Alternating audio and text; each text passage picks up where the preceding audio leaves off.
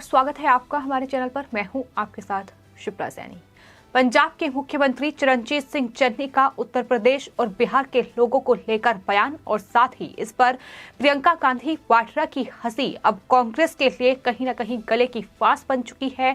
कांग्रेस की मुश्किलें लगातार अब इस बयान के बाद बढ़ती जा रही हैं और इस बात का अंदाजा बखूबी तरीके से कांग्रेस की महासचिव प्रियंका गांधी वाड्रा को भी है और साथ ही चरणजीत सिंह चन्नी भी अपने बयान पर अब पलटते नजर आ रहे हैं। दरअसल प्रियंका गांधी वाड्रा से जब इस पूरे बयान को लेकर सवाल किया गया तो एएनआई से बातचीत करते हुए प्रियंका गांधी वाड्रा ने कहा है कि चरणजीत सिंह चन्नी के बयान का गलत अर्थ निकाला जा रहा है। सिर्फ इतना ही नहीं, चरणजीत सिंह चन्नी ने बस इतना कहा है कि पंजाब को पंजाबियों के द्वारा ही चलाया जाना चाहिए।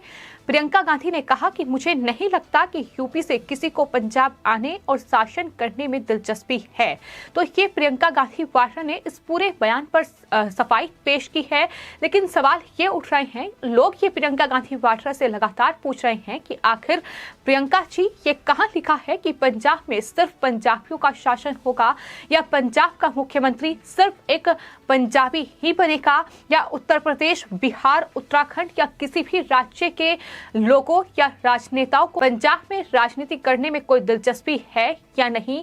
ये प्रियंका गांधी वाड्रा तय करने वाली आखिर कौन होती है? ये तमाम सवाल हैं जो लगातार सोशल मीडिया यूजर्स पूछ रहे हैं, प्रियंका गांधी वाड्रा से लगातार सवाल कर रहे हैं और सवाल इस बीच ये भी उठाए जा रहे हैं कि आखिर अगर प्रियंका गांधी वाड्रा खुद को पंजाबियों की बहू कहती हैं और वो कहती हैं कि एक पंजाबी परिवार में उनकी शादी हुई है, तो फिर वो उत्तर प्रदेश, उत्तराखंड या देश के दूसरे राज्यों में चुनाव प्रचार करने के लिए क्यों जा रही हैं? अगर वो इस तरीके का बयान देती हैं तो इस तरीके से लगातार अब प्रियंका गांधी वाड्रा अपने इस पूरे बयान पर घिर चुकी हैं और लगातार लोग प्रियंका गांधी वाड्रा से सवाल पूछ रहे हैं क्योंकि कांग्रेस पार्टी के लिए कहीं न कहीं चरणजीत सिंह चन्नी का ये बयान, जिसपे उन्होंने उत्तर प्रदेश और बिहार के लोगों को भैया कहा, इस पर अब कहीं न कहीं कांग्रेस पार्टी बेहद ज्यादा मुश्किल में फंसी नजर आ रही है। और सिर्फ प्रियंका गांधी वाड्रा ही नहीं बल्कि पंजाब के मुख्यमंत्री चरणजीत सिंह चन्नी बार बार सफाई पेश कर रहे हैं।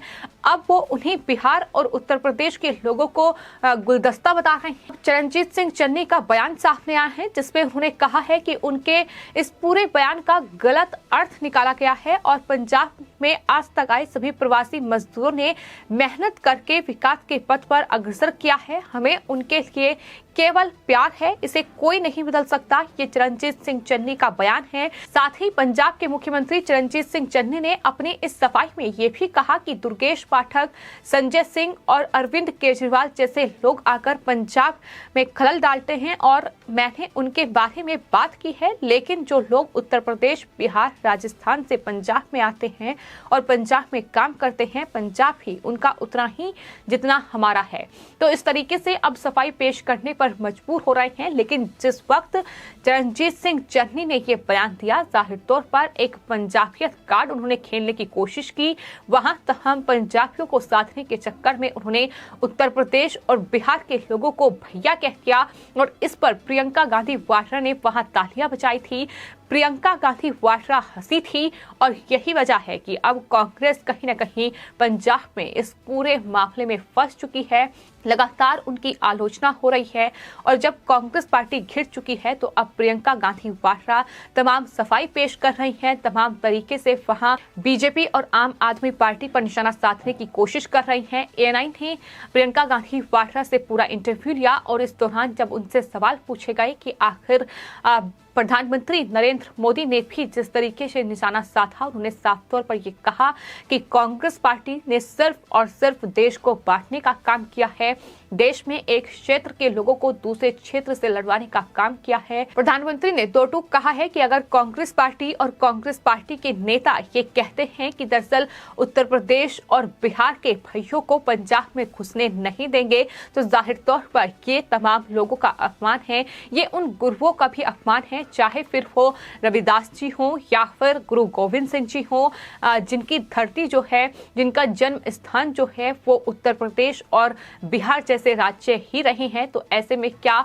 इन गुरुओं को निकालने का काम भी पंजाब से कांग्रेस पार्टी करेगी? ये सवाल प्रधानमंत्री की ओर से पूछा गया। तो जाहिर तौर पर ये वार पलटवार का दौर अब शुरू हो गया है। लगातार चरणजीत सिंह चन्नी के इस बयान पर सियासी घमासान जारी है। वहीं प्रियंका गांधी वाड्रा खुद को पाक साफ दिखाने की कोशिश में लगी हुई हैं और जिस तरीके से प्रियंका ने इस पूरे मामले पर सफाई पेश करते हुए ये कहा है कि पंजाब को पंजाबियों द्वारा ही चलाया जाना चाहिए, तो ऐसे में प्रियंका गांधी वाड्रा पर अब सवाल खड़े हो रहे हैं कि क्या ये कहीं लिखा हुआ है कि पंजाब में सिर्फ पंजाबी ही शासन करेंगे या फिर पंजाब में सिर्फ एक पंजाबी ही मुख्यमंत्री बनेगा?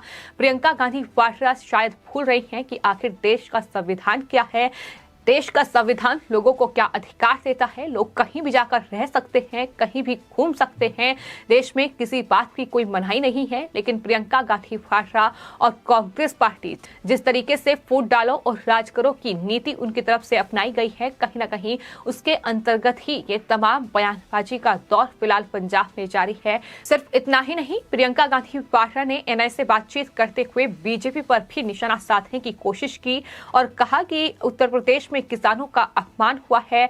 प्रधानमंत्री को पंजाब तभी याद आ रहा है जब वहां चुनाव है, लेकिन किसानों के विरोध के दौरान पंजाब याद नहीं आया। महंगाई और बेरोजगारी चरम पर है। सिर्फ इतना ही नहीं, आम आदमी पार्टी पर भी पलटवार किया गया।